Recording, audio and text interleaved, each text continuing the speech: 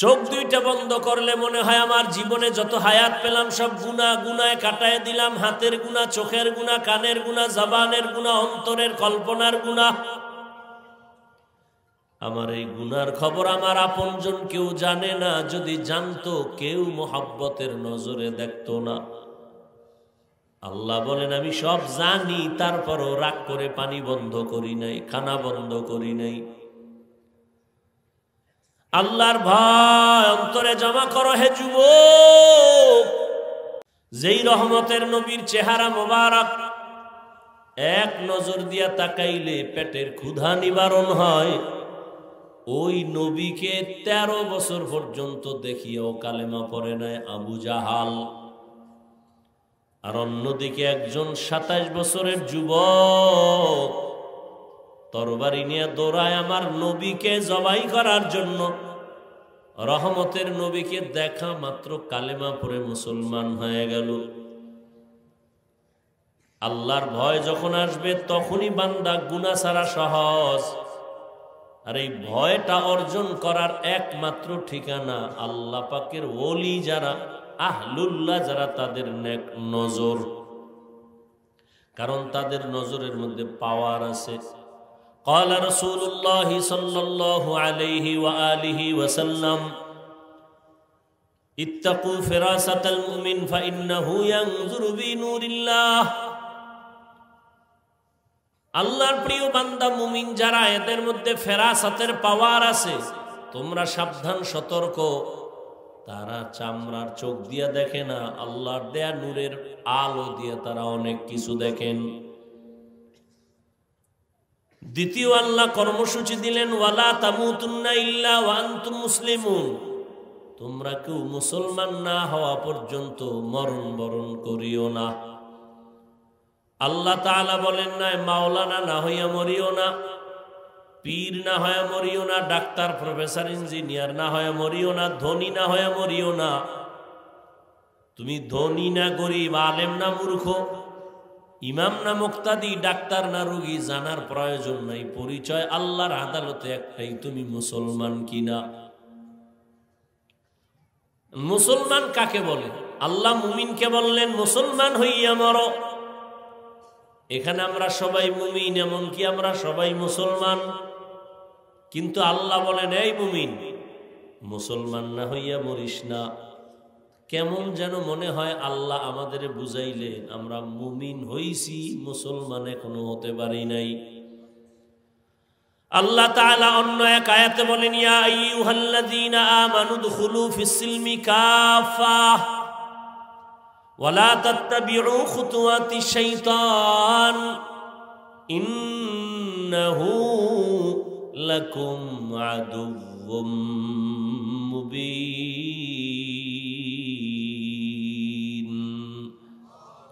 আল্লাহ বলেন ও মুমিন, ইসলামের মধ্যে পরিপূর্ণ ঢুকে যাও। তো মুসলমান হওয়ার মানে কি? আমরা সবাই মুমিন দাবি করি, মুসলমানও দাবি করি। ওলামায়ে কেরাম ঈমান আর ইসলামকে এক বলছেন, আবার কেউ আলাদাও বলছেন। বলে কেমন? কয় ঈমানটা কলব থেকে শুরু, বের হয় বাহিরে, আর ইসলামটা উপর থেকে শুরু হইয়া ভেতরে যায়। মূল ঈমানের পর ইসলাম। একজনে আল্লাহ মানে, নবী মানে, কোরআন মানে, হাদিস মানে, বলে আমি মানি। আল্লাহ এক মানি, নবী মানি, মুমিন। বলে ইসলাম কি? বলে আল ইসলাম গরদান নেহাদান বতাআত। আল্লাহর কাছে নিজের ইচ্ছাকে বিলীন করে দেওয়া, আল্লাহর হুকুমের সামনে নিজেকে আত্মসমর্পণ করা, বিনয়ের সাথে, জোরে না, নিজের থেকে স্বেচ্ছায়, আদবের সাথে, গায়ের জোরে না। আল্লাহ যে হুকুম করেছেন তা আমার জীবনের পাথেয়, আমার বুঝে আসলেও মানি, না আসলেও মানি। আল্লাহ চায় তুমি মুসলমান হইয়া যদি কবরে যাও, আমি তোমাকে বিনা হিসাবে জান্নাত দিয়ে দিব। সহজ কথা, মুসলমান হইয়া মরার মানে হলো তুমি গুনাহমুক্ত হইয়া মরো। গুনাহমুক্ত কেমনে হইবা? জীবনের এক অংশ তো পেছনে গেছে, সামনে আর এক অংশ। পেছনেও বহু গুনাহ করেছি, সামনেও গুনাহ হওয়ার সম্ভাবনা। বলে পিছনের গুনাহ থেকেও নিজেকে পবিত্র বানাও, সামনে গুনাহ যেন না হয় এই ক্ষেত্রেও সতর্ক। বলে পিছনের গুনাহ থেকে কেমনে আমি মুক্ত হব?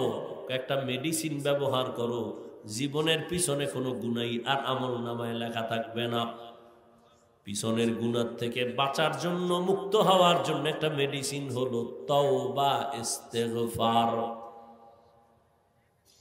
তওবা ইস্তেগফারের মাধ্যমে তুমি গুনাহ থেকে নিজেকে পবিত্র বানাও। পিছনের, সামনে যেন গুনাহ না হয় সেজন্য আর একটা পুঁজি তুমি ধরে রাখো, ওই পুঁজির নাম হলো তাকওয়া।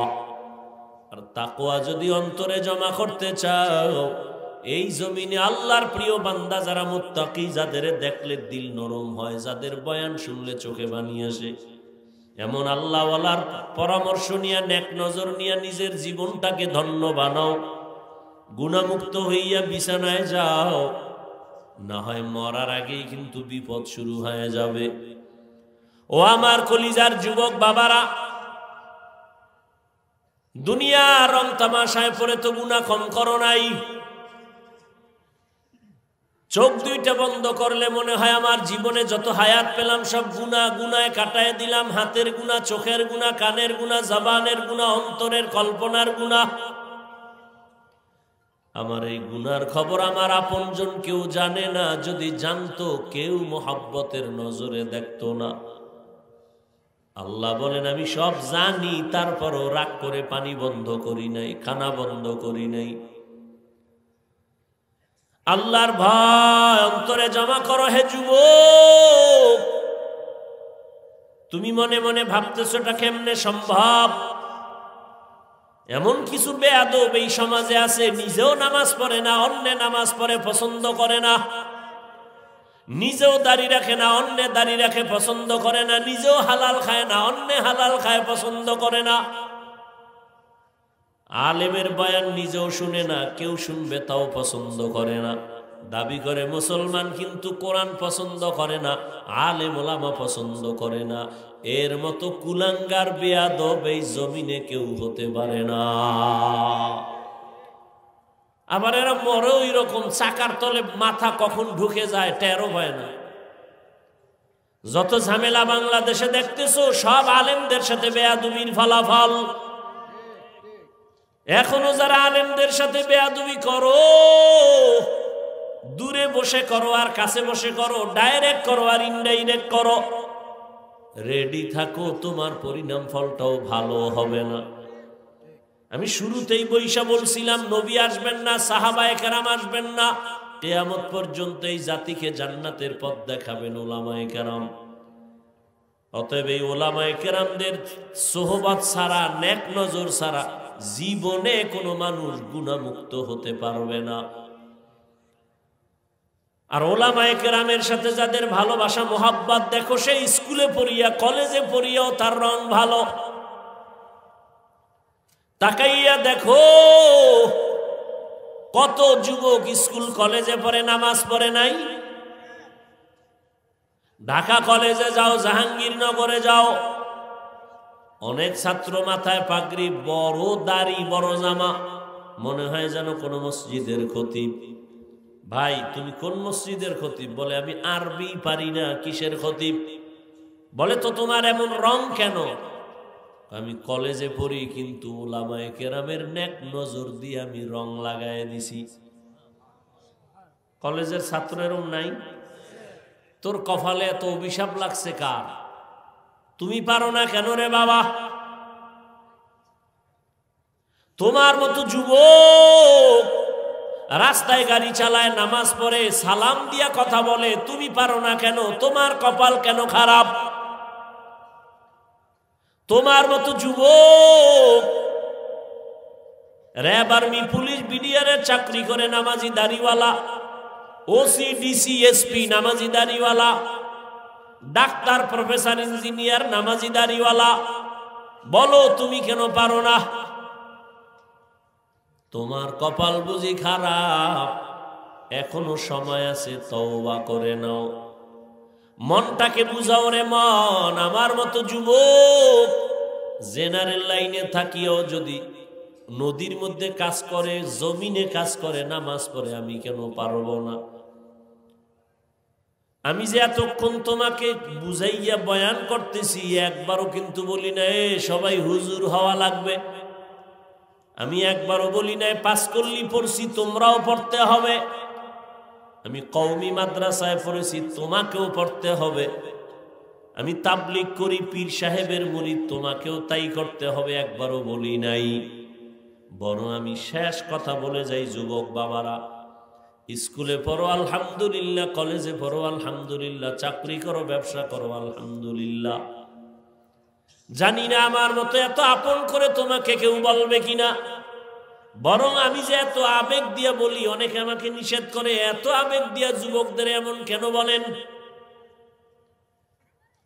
স্কুলের পক্ষে বলছি, কলেজের পক্ষে বলছি, বড় মন নিয়া তাকিদ দিয়া বলি, স্কুল ছাড়বি না, কলেজ ছাড়বি না। খুব কঠিন ভাবে বলি। কলেজে লেখাপড়া করে ডাক্তার হও, ইঞ্জিনিয়ার হও, প্রফেসর হও, সাংবাদিক হও, ব্যবসায়ী হও, চাকরিজীবী হও, এই রকম তাকিদ দিয়া কেউ বলে না ও আল্লাহর বাবা, আল্লাহর বান্দা, নবীরা আশেক, বাবারা শোনো, কিন্তু শেষে আমার একটা ছোট্ট দাবি, তুমি ডাক্তার হও, ইঞ্জিনিয়ার হও, প্রফেসর হও, যাই হও না কেন, অনুরোধ বেয়াদব হইও না।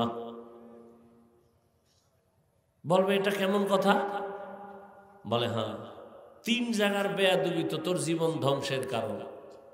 এক জায়গার বেয়াদবি মা বাবার সাথে বেয়াদবি, আর এক জায়গার বেয়াদবি শিক্ষকের সাথে বেয়াদবি, আর এক জায়গার বেয়াদবি উলামায়ে কেরামের সাথে বেয়াদবি।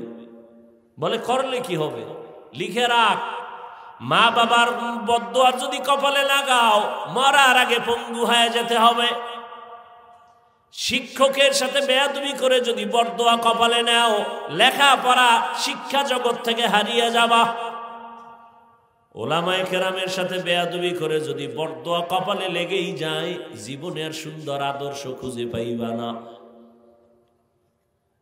আমি কিন্তু তোমার লাইনের মানুষদের দিয়ে উদাহরণ দিয়ে দিছি। তোমার লাইনের মানুষ আছে জেনারেল লাইনে আল্লাহর হুকুম মতো চলে, আলেমের পরামর্শ নিয়ে চলে।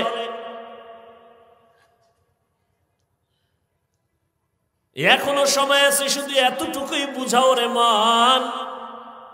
হাফিজ ভাই তো একবারও বলে না টুপি দাড়ি রেখা তসবিহ হাতে নিয়ে বড় হুজুর হও, বরং আমি বলে গেলাম তুমি ডাক্তার হও, তবে বেয়াদব হইও না। যদি বেয়াদবি কইরা ডাক্তার হও, তাসলিমার মতো জুতা খাইয়া দেশ থেকে পালানো লাগবে।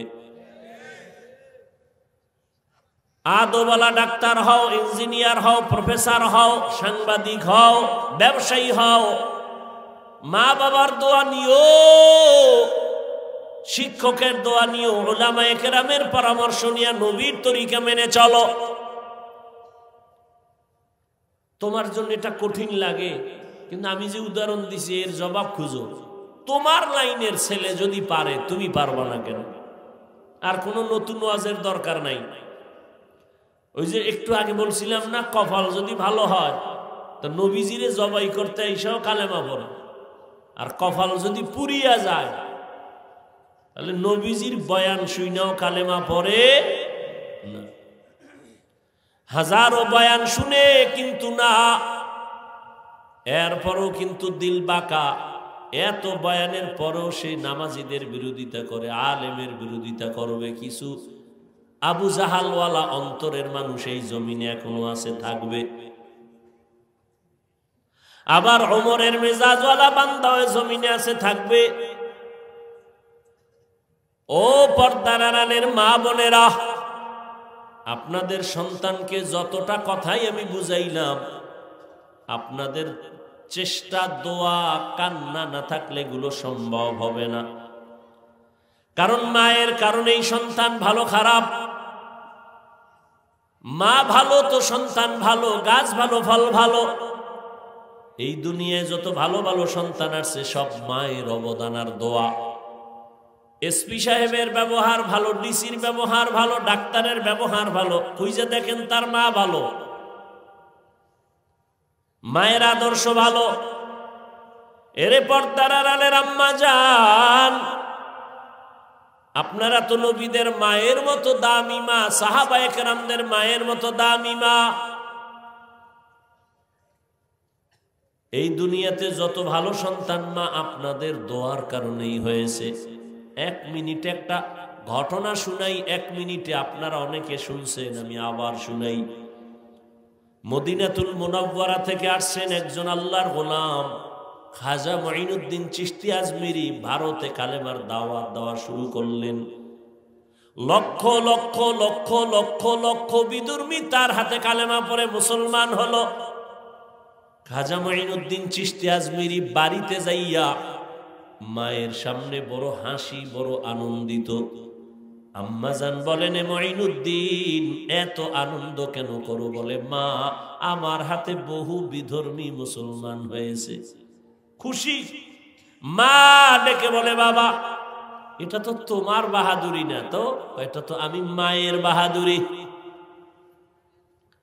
খাজা মঈনুদ্দিন চিশতি আজমিরি কয়, আম্মাজান কি আপনার বাহাদুরি? মা চোখের পানি ছেড়ে কান্না করে বলে, সন্তান তুই আমার গর্বে যখন আসছো, আমি মা এক রাত ঘুমাই নাই। রাতের গভীরে আমি সেজদায় পড়ে আল্লাহর আদালতে কান্না করে দোয়া করেছি, হে মালিক আমার গর্বের সন্তান তোমার খাস ওলি হিসাবে কবুল করো। দুনিয়াতে যখন তুই আসছো রে সন্তান, আমি মা তোকে যতদিন দুগ্ধ পান করাইছি, আল্লাহর কসম একটা ফোঁটা দুধ আমি মা তোর মুখে বিনা অজুতে দেই নাই। বিনা অজুতে আমি তোকে কখনো দুধ পান করাই নাই। এরে আম্মা জান, খাজা মঈনুদ্দিনের মাও তো মা, আপনারাও মা। এখনো সময় আছে, তওবা করেন। আপনাদের মতো কত মহিলা এই এলাকায় এখনো আছে, বেপরদায় চলে না, নামাজ ছাড়ে না, মোবাইলে সময় নষ্ট করে না, স্বামীর মালের খেয়ানত করে না, সন্তানগুলো আদর্শওয়ালা বানানোর মেহনত করে। এরে আম্মা জান, আপনারা কেন পারবেন না?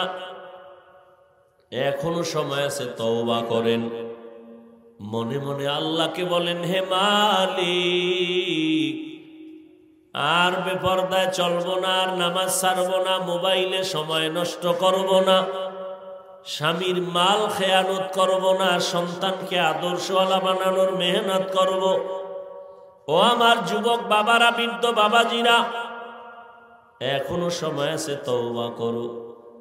জীবনে আর দাড়ি কাটবা না, নামাজ ছাড়বা না, বেপরদায় চলবা না, মা বাবার সাথে বেয়াদবি করবা না, শিক্ষকের দোয়া নিয়ে, ওলামায়ে কেরামের পরামর্শ নিয়ে নবীর তরিকায় চলবা। তওবা করার মতো যদি অন্তর তৈরি হয়, মুনাফিকি না থাকে, খাঁটি তওবার নিয়ত যাদের আছে, দুটো হাত আমার আল্লাহকে দেখাইয়া দাও। আয় আল্লাহ, আমাদের হাতগুলো কবুল করে নেন, তওবা কবুল করে নেন, তওবার উপরে মজবুত হইয়া চলার তৌফিক আমাদের দান করেন। আমিন। আলহামদুলিল্লাহি রাব্বিল আলামিন, ওয়াসসালাতু ওয়াসসালামু আলা সাইয়্যিদিল আম্বিয়া ওয়াল মুরসালিন ওয়া আলা আলিহি ওয়া আসহাবিহি আজমাইন।